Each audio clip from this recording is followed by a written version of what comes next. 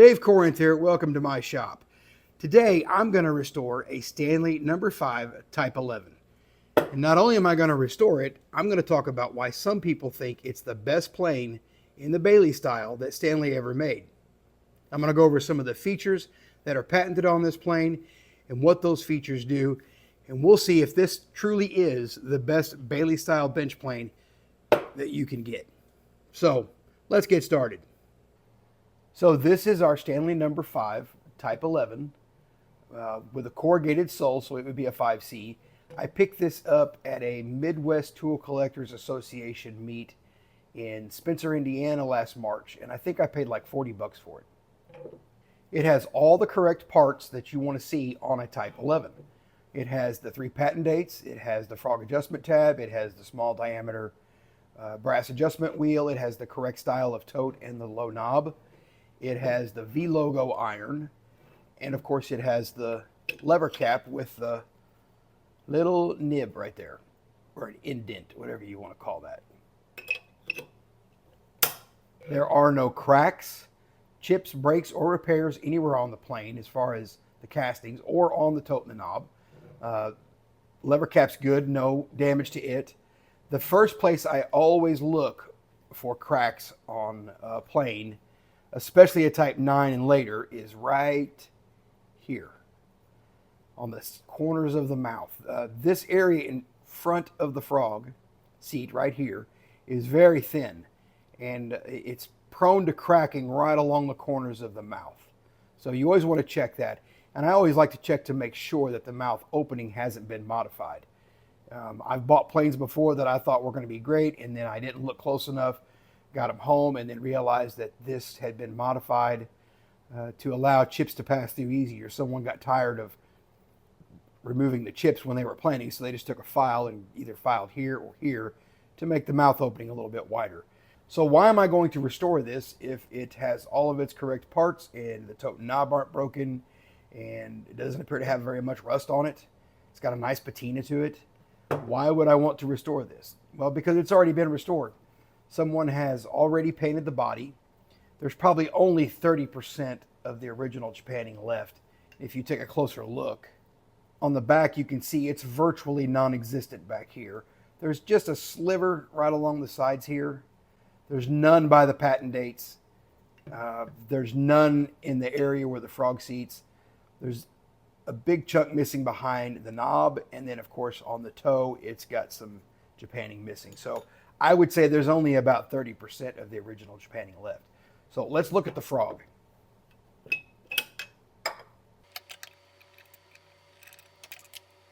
Frog is in excellent condition. There's no damage.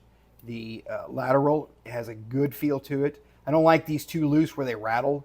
And this one, if I shake it, hold the yoke in place, it doesn't rattle. That's one of my pet peeves. I can't stand when these things are so loose that they'd rattle.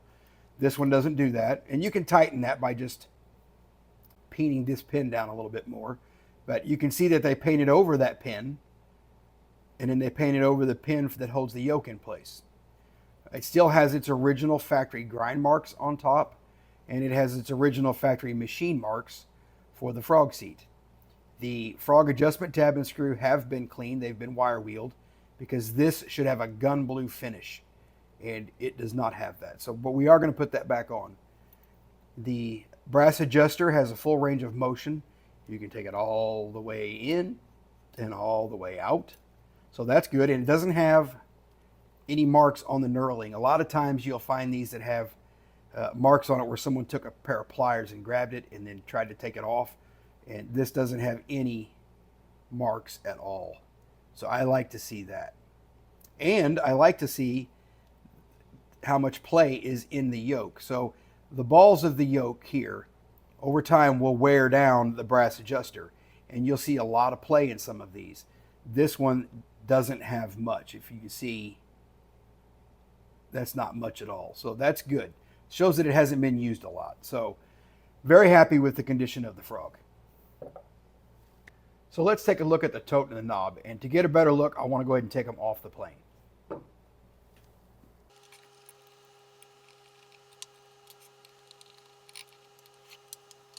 So when I first saw this plane, the thing that drew me to it was the tote and the knob. They are in excellent condition, and they're most likely Brazilian because it has that nice chocolatey brown color to it versus the red. This is a Type 15 tote, and you can see the difference in the color. And yes, I know Brazilian rosewood has a range of colors. That's not Brazilian. That is probably Honduras rosewood. That's what drew me to this, is this beautiful color. It has some sapwood on the bottom here. There are no major repairs to it. This looks like a repair from a distance. You see that little stripe there. That's not. That's actually a natural thing that rosewood does. It gets these little black random streaks in it, which I think looks awesome. So the only repair or tinkering that anyone has done to this is on the top. It has some kind of filler right here. There was probably a crack or a chip right there, and they put some black filler, and I think it looks great. I think they did a great job of it. I'm not going to remove that or change it. And then right there is a little bit of filler in a line, and that's where the lateral adjuster bumped into the top of the tote. And so they filled that in. We're going to leave that. I think that looks pretty good. They did a wonderful job on that. So not going to do much to these. If anything, honestly, probably just hit them with some 4/0 steel wool and wax them and then walk away. They are extremely shiny. Whoever did this did one heck of a job of polishing it, because that is almost like an automotive polish clear coat. That is shiny. The knob, excellent condition. There are no cracks at the base, or at least none that stick out or that give me any reason to be concerned about it. It has some nice color to it. It does have some little black speckles on it, and that's just from toolbox dings. I think they also filled some of these in with that same filler, and then whenever they polished it, because you can't feel them. They're virtually invisible to the field, but they are there to the eye, and I like the way that looks. So tote and knob, excellent condition. We're probably not going to do much to those. When disassembling the frog, first I take the brass adjustment wheel off and then the frog adjustment tab.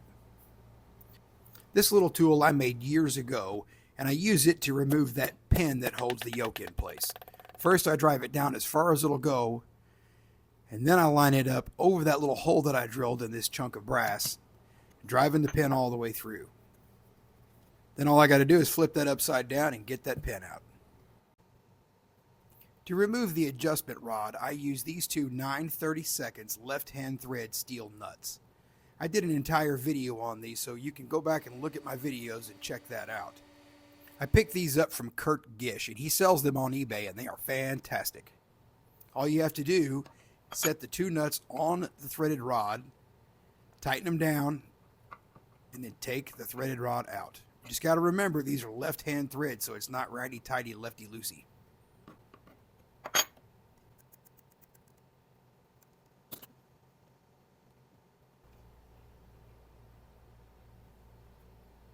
I have the plane broken down, and this is as far as I'm going to take it as far as breaking things down. I'm not going to remove the lateral adjuster. I'm not a big fan of that unless it's just absolutely necessary.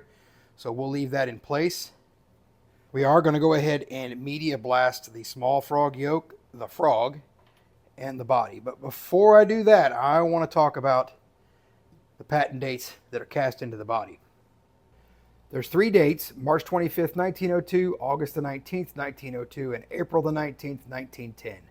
The first one was issued to Henry Richards, and that is the two-step frog. If you look at the picture on the patent, that stepped frog design is clearly shown. And if you'll notice, there's no center rib for support. So the second date is August the 19th, 1902, and that was issued to Alex Stanley. That is this center rib support. If you remember, there was no rib support showed in the first patent, but on Alex Stanley's patent, this is clearly shown. It's even shown with 2 ribs, although that was never produced. And finally, we have the April the 19th, 1910 patent. There was actually 2 patents issued to Edmund Shade on that day, one being number 556 and 955 557. This one is 955 557. The other one is used on the bedrocks. Now, everything you'll ever read tells you that that patent is for the frog adjustment feature, which allows you to move the frog in and out by this captured screw. But it is clearly depicted on Henry Richards' patent all the way back in 1902, and had even been used on the bedrocks as early as 1898. So if you've ever read the patent, it clearly describes this frog adjustment feature. But later on in the patent, it also describes this. This is something that is seen on the Type 10s all the way up to the early Type 16s. It disappears on the later Type 16s, 17s, 18s, 19s, and 20s. But basically, it's a machined surface on the end of this rib. And when you put the frog in place, you can see that the frog has a corresponding slot milled into it, keeping it parallel with the sides of the plane. These two projections, which are machined, keep the frog aligned with the sole of the plane. The Type 9s don't have that. So the Type 11s have everything that you would possibly want on a Bailey-style frog. The two-step frog, the center supporting rib, the frog adjustment tab, and of course the little machine area on the front of the rib, and a corresponding machine area on the front of the frog. Did you catch all that? A lot of information. So let that soak in for a while. I'm going to take this over to the sandblaster, and I'm going to go ahead and get these media blasted so that way we can start putting some paint on the body, the frog, and the yoke. This is the result of media blasting, and I am a big fan of it versus a wire wheel. It gets rid of every little bit of Japanning in all the nooks and crannies. And before I paint it, I tape everything that I don't want paint on, including the lateral lever. So this is what it looks like after I paint one. And the first thing I want to do with the frog is I want to go ahead and remove the tape from the iron seat and the lateral, and then I'm going to remove the tape from the adjuster tab seat, and then I'm going to remove the paint from this pin that holds the lateral in place. I don't worry about keeping the threads for the adjustment rod cleaned out. I don't mind if I get paint in there. It actually helps kind of seat that rod whenever you tighten it down. And then, of course, we'll lap the frog seat a little bit, not a lot. And here as well, I don't like to remove much material from these because you can get one really out of whack if you take too much off, if you don't take them off at the same rate. Of course, the yoke, all we have to do is remove the paint from the tip because these are painted, but the tip is machined at the factory. We just got to remove the paint off that. And then on the body, when I paint these, to protect the threaded holes, I actually use old frog screws. And I have a lot of these laying around, and all I do is put them in the boss or whichever hole they go in. And pretty much all of them on the body, minus the one for the frog adjustment, is 1220. So this is 1220, that's 1220, that's 1220, that's 1220, and that's 1220. And a frog screw will fit in all those. And then I use an old frog adjustment screw here to keep those threads from getting paint in there. I don't want paint in these or sand or anything, so I really keep those clean. So first thing I'm going to do is take the tape off where I need to, and then I'm going to clean these sides and get the overspray off of them. And then I'm going to take this little fancy tool, which is a tool I picked up years ago. It's got a carbide scraper thingy in it, and I will remove the paint off the top rails and of course from the frog seat here. I really don't enjoy taping things off, but I do enjoy taking the tape off. It feels like I'm actually getting something done at this point. Now, when I sandblasted this, I also put tape on every surface that I didn't want to get sandblasted, including the grinding marks and the machine marks. And I also did that to the lateral lever because I didn't want that to get sandblasted. I also put tape over anywhere where I don't want paint to get in those threads. I cut out a little circular piece of tape to put over that pin, and then I take this little touch-up tool and get rid of the excess. I don't tape off the top rails when I paint, nor the sides. I find it easier just to scrape the paint off. And this little carbide tool makes it a lot easier. And don't ask me where I got it, because I don't remember. I've had it for many years, and I picked it up at an auction in a box full of junk, and I've used it ever since. Before I sandblasted it, I did tape off the sides because I don't want to sandblast those sides. I want to leave some of that patina. But I don't tape it up when I spray it, so I've got to remove this overspray. And it's pretty simple. All it takes is some lacquer thinner and a paper towel.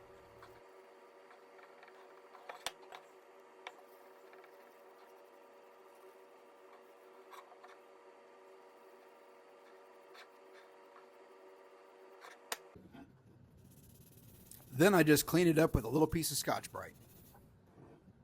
And then I thought it might be a good idea to remove that little cup of lacquer thinner so I don't spill it on my freshly painted plane. Here I'm using that carbide scraping tool to go ahead and remove the paint from the top of the frog seat. I don't tape these off easier. I find it easier just to scrape it off. And I use that same tool on the lower portion of the frog seat. It has a curved back to it, so I'm using the curved side and not the sharp pointy side.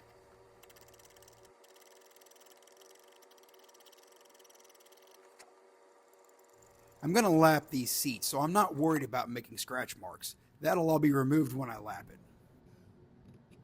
I'll use the flat side of that scraper to remove the paint off of the machined area in that recess.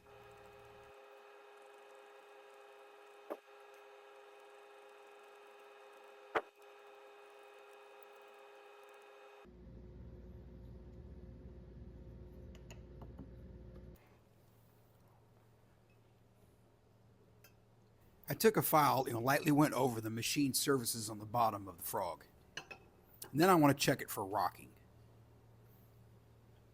And all I do is place the frog on its seat using my 2 fingers where the frog screws would go, and then try to rock the plane back and forth. I'm not applying a lot of pressure. I want to see if there's any movement in that frog whatsoever, and I'm doing it from multiple locations.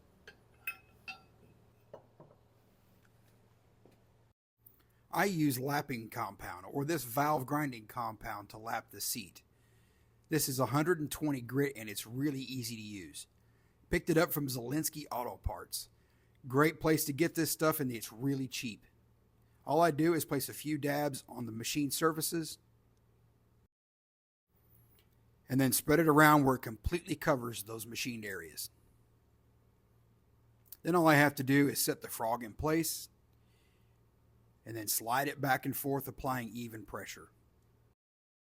And as you're doing this, it'll sound really grindy and crunchy at first, and then the longer you do it, the smoother it'll sound. Once it gets a smooth sound, then I check it and see how my coverage looks. This only took about 5 minutes to complete.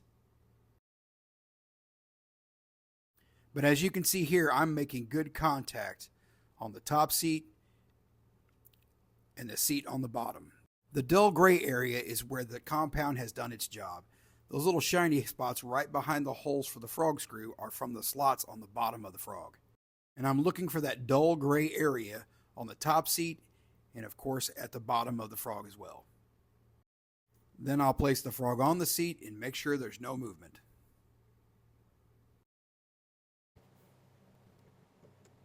I use a liquid gun blue to gun blue these pieces. And all you have to do is dip it in there for a few seconds and then let it sit. I'll do the same thing to the screws, letting them immerse just a few seconds, take them out, and I'll let them completely dry with that gun blue on there. Once they've dried, I'll put some WD-40 on it and then wipe them down. It's a really simple process and it's easy to do.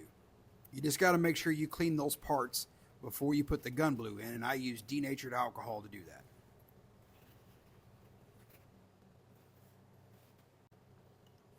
This is one of the parts I really enjoy, and that is putting the frog back together. I feel like I've accomplished something at this stage, and I like to see that freshly gun-blued metal on that frog. Before I put the adjustment stud back in place, I took it over to the wire wheel and cleaned it off, and you can see it had a lot of grit and grime and even paint in those threads. I used the wire wheel to clean those threads out, and I have a very fine wire wheel and it gets in those threads really well. But this makes the operation of that brass adjustment wheel a lot smoother. One end of that adjustment rod has a little nib on the end of it left over from the machining process. The other end is rounded. You want the rounded end out. And all I do is thread those steel nuts back on to the rod, tighten them down,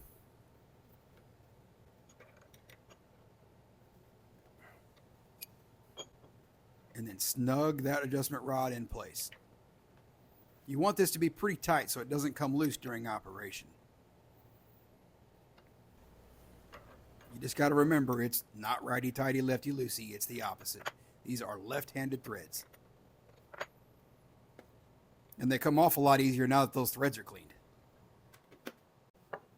To check the surface where the iron seats to the frog, all I do is use this rule. And I'm just looking for light under it in several locations. Then I'll relieve the edges of the frog because sometimes there's little burrs that stick up, and I like to get those off.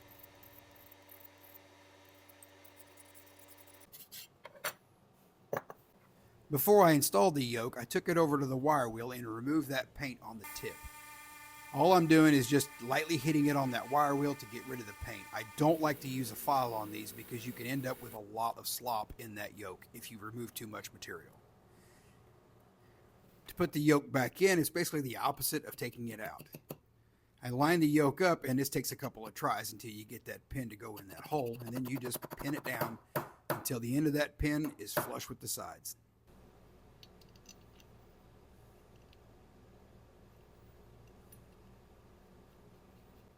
And that adjustment wheel spins a lot easier now that those threads are cleaned. I use this abrasive sanding pad to remove the excess paint that I miss whenever I scrape those off with that little carbide scraper. I then thread the frog adjustment screw into the body and then set the frog in place. I'll then move that frog forward till it's almost flush with the opening of the mouth. And you can see I did not remove the paint from the opening. This makes it easier for me to see when I'm getting close to that edge. I'll remove it later once the frog's in place.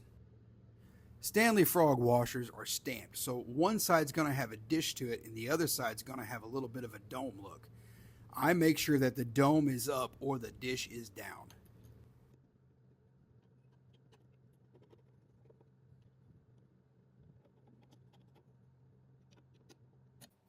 I decided not to do anything to the tote and knob. I think they look great just like they are, and I didn't clean up the brass barrel nuts. They look good as well. When installing a number 5 size tote, I always install the small toe screw first, but don't tighten it down. I then install the rod and barrel nut until I get them snug and then tighten that front toe screw down. And make sure it's not loose. Now I want to focus my attention to the iron. And as you can see, it's got some brown on it. I already hit this with the wire wheel, but now I want to take this down and get rid of the rust evidence, the brown on both sides. And this is not the iron that came with the plane when I bought it. The actual iron that was on it is this one. This is an S logo or an S trademark. And this was used on the late Type 9s and early Type 10s. And I don't believe it was on this plane when it was bought new. So I'm going to go ahead and go with the V logo, which is correct to a Type 11. We'll get this thing cleaned up and then we'll put a new grind on it and then we'll lap the back and then start to sharpen it. I'm not going to do anything to this. This is pretty much how it's going to end up. It's got all its original factory blue on the back. There's no dents in it or bows or anything. It's the shape it should be. This is in really good shape. Very happy with that. But we are going to lap the leading edge. It looks like someone's already done that at one time, but we're going to double check it to make sure it's correct. And then I'm not going to do anything to the lever cap. The lever cap looks really good. Only thing it needs is, of course, its point of contact with the chip breaker lapped. So we'll lap that down. But other than that, we're not going to do a thing to that. So let's get this removed. And what I use is 220 grit wet dry sandpaper and WD-40. You could see where there was an iron stacked on top of this iron for a long period of time, and it left an image or a ghost stain on there. I'm not going to remove that. I'm just trying to remove the surface rust.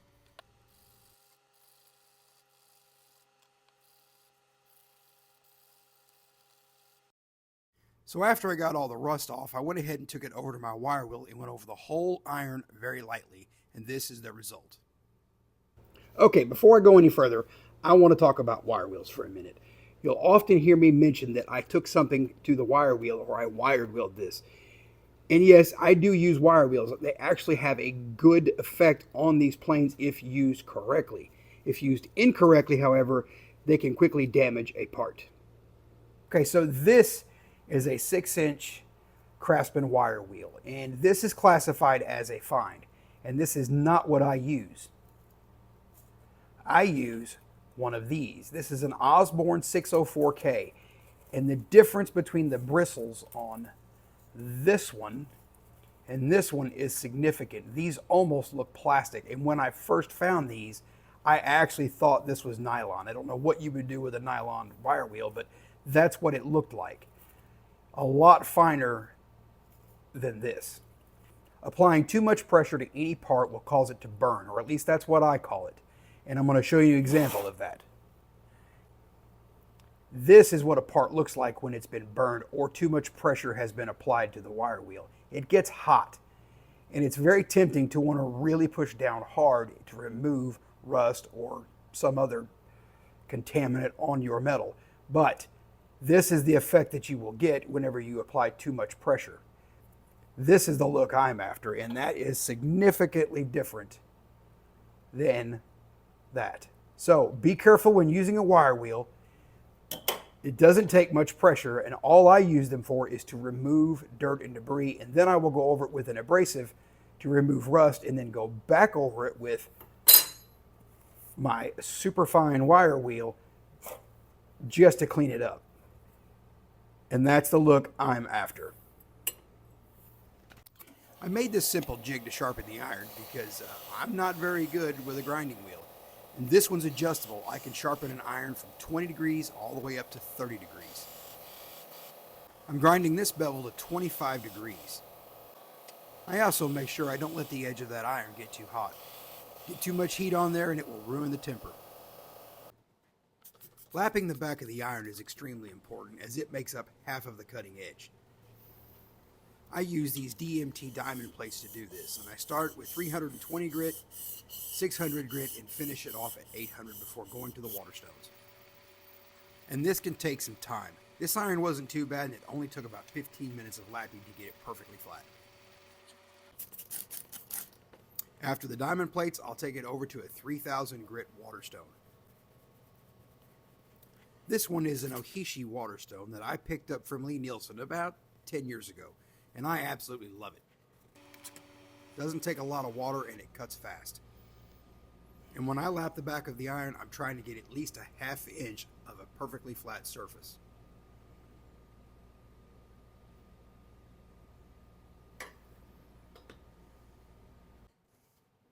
The primary grind was 25 degrees, but I like to put a secondary hone of 30 degrees. And I first do this with the 3000 grit side of my water stone, and then I'll flip it over and hit it on the 10,000 grit side as well.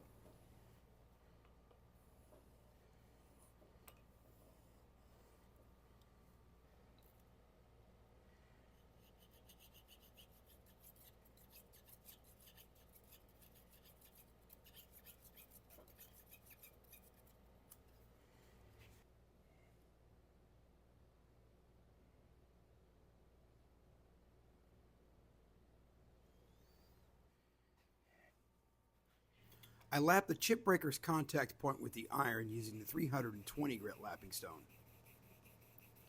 Then I'll flip it over using the same stone to smooth and even out the top side of that chip breaker. This helps chips roll over the top of it without getting clogged up. I'll start this out with 320 and then finish it on the 600 diamond plate. And the burr that this creates can be easily removed with one pass over that diamond plate.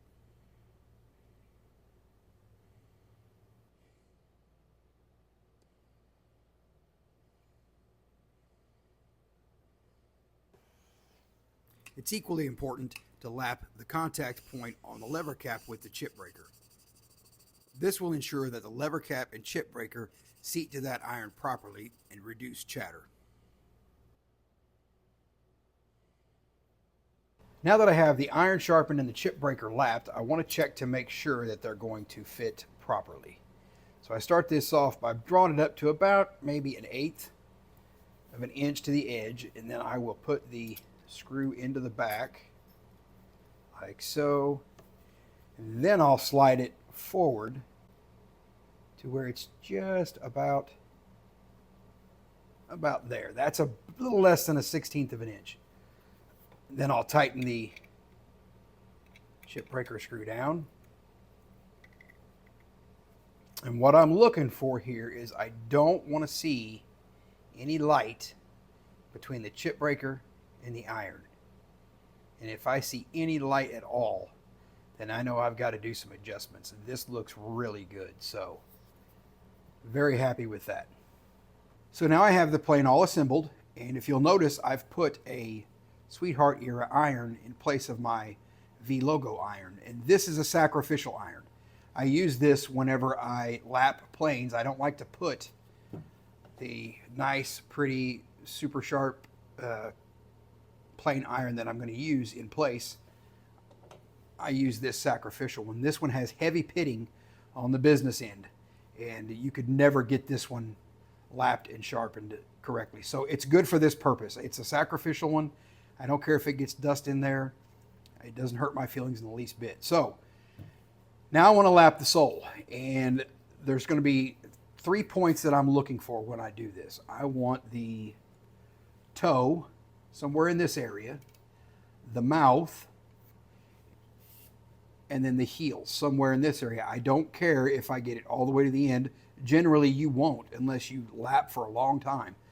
This area usually doesn't even get hit. This is the area that I'm looking for, is right in here. If I can get it all the way across, that's great. But if I don't, all I'm looking for is the toe, in front of the mouth, behind the mouth, and an area in the back of the heel. The rest of it is just there for looks. Those are going to be the points that I'm looking for when lapping this sole. I start these out using 120 grit dry sandpaper. On plain soles that I'm pretty sure need a lot of lapping, I'll start out with 80 grit, but this one looks pretty good, so I think 120 grit will get most of it. And this can take a long time, especially on a plain sole that's definitely not flat. This one took about 10 minutes, which is not very long at all. The sole on this one, I think, had been lapped once before by the previous owner, so it turned out good. And I'll spend a lot more time lapping a smoothing plane than I will a jack, 4, or a joiner. Once I'm happy with the 120, then I'll go over to the 220 grit wet dry sandpaper with some WD-40 just to finish it off.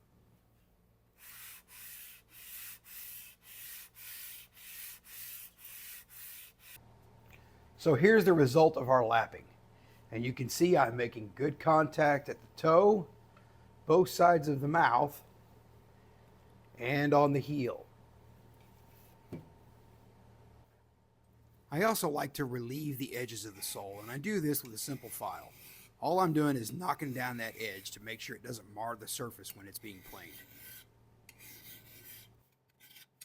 Sometimes these can get toolbox dings, and so I like to check and make sure that all the edges are nice and smooth.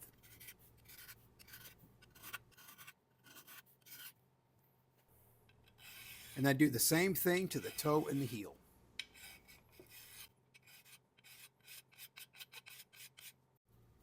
And I also like to check to make sure the sides are square. This is really only important if you're going to use it as a shooting plane.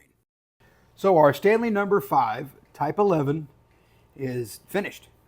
This was a light restoration. It didn't need a whole lot of work. It had been restored once before. It just needed to have some attention taken to it. And the things we did was we refinished the body and the frog. We applied gun blue to the front screw on the tote and as well as the frog adjustment tab and screw. Lapped the frog seat, sharpened the iron, lapped the chip breaker and the lever cap, and of course we lapped the sole. So this thing's ready to use. We're going to find out just how well this thing works.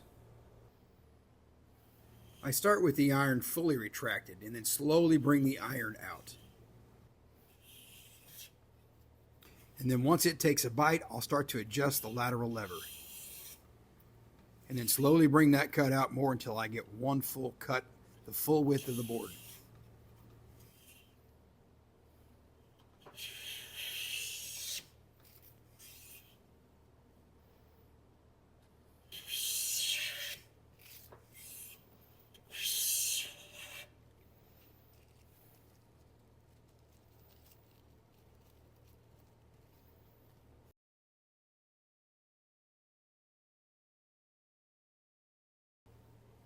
And there is something therapeutic about making shavings on a board, especially when they're nice and wispy.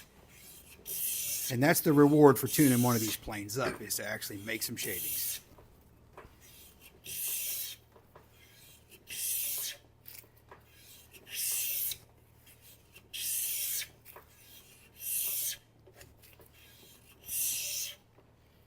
So is the Type 11 the best Bailey style bench plane that you can get? And the answer is yes and no. It's definitely an improvement on the Type 8 and previous in that it has the two-step frog instead of the cantilever design. The cantilever design has a large machined bed that corresponds to the bottom of the frog, but it doesn't provide a bearing surface for the tip of the frog or in front of the mouth. And this lets the frog cantilever over that bearing support, and it can rock. The stepped frog on the Type 11 doesn't allow this. This improves performance by reducing the amount of chatter, especially in harder woods. It's a step up from the Type 9 that introduced the two-step frogs, but it's the same as the Type 10 because the Type 10 and 11 both have that frog adjustment feature. The only difference is the one little patent date of April the 19th, 1910 cast into the body. Other than that, Type 11 and 10, identical twins. Is it an improvement on the Type 12 and 13s? There are no significant changes from a Type 11 and a 12 and 13. The Type 11 is nearly identical to the Type 13 with the exception of those patent dates cast behind the frog. The Type 12 and 13s have a large diameter adjustment wheel where the Type 11s have the 1-inch or smaller diameter adjustment wheel. The other feature that the Type 12 and 13s have is they have a tall front knob, which sometimes they end up looking like this. The 12 and 13s have that faulty front knob that tends to crack. They fixed that on the Type 14s and 15s.